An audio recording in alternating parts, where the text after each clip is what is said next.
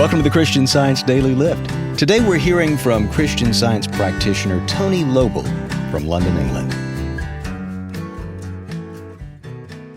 We live in a complex time for relationships in many different ways, but one of the things is this sort of drive to want other people to change. But this phrase by Mary Baker Eddy in Science and Health says, "Love never loses sight of loveliness.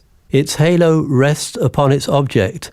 That's certainly true for God, the divine love, because we are the creations God has made, and God has made his creations out of his own perfection. So we are actually much, much more marvelous than we normally give ourselves credit for. And it came home to me that when we really have that sense of love within ourselves, we see that consciousness of love that's within us resting upon the object of whoever we're with. We are seeing from a spiritual perspective ourselves, and therefore we see the other individual through a spiritual lens. And through that spiritual lens, we do see what God sees, which is loveliness.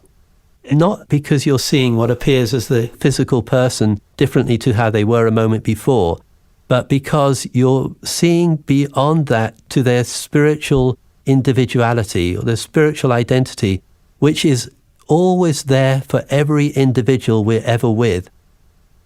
One experience that happened with a relative who loved to talk about things that I wasn't interested in hearing about. And for all I know, this relative felt exactly the same about me. I was caught in a situation where I couldn't get away, and I just had all the feelings I'd had on all the other times when I'd felt that about this relative.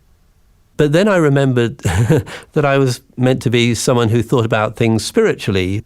One of the things that came to me was God does not have a beginning, God does not have an end, God doesn't change. God is this infinite divine goodness that is forever.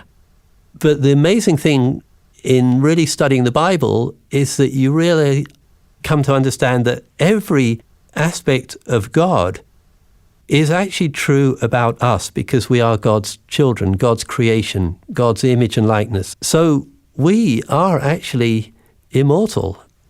What I recognized in that moment is that the truth of being immortal was actually more real and more substantial because it was a spiritual truth than the issue of what the individual was saying or the issue of how I was not really paying attention and not really feeling comfortable or happy.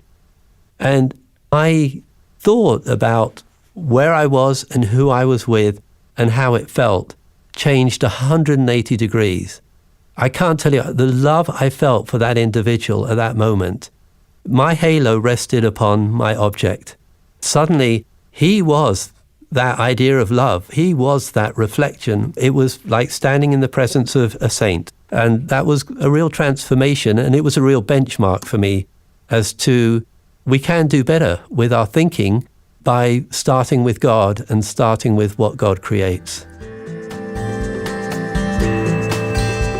Thanks so much for joining us. We hope you'll join Tony and myself on this week's Sentinel Watch program. The link is right there on the Daily Lift page.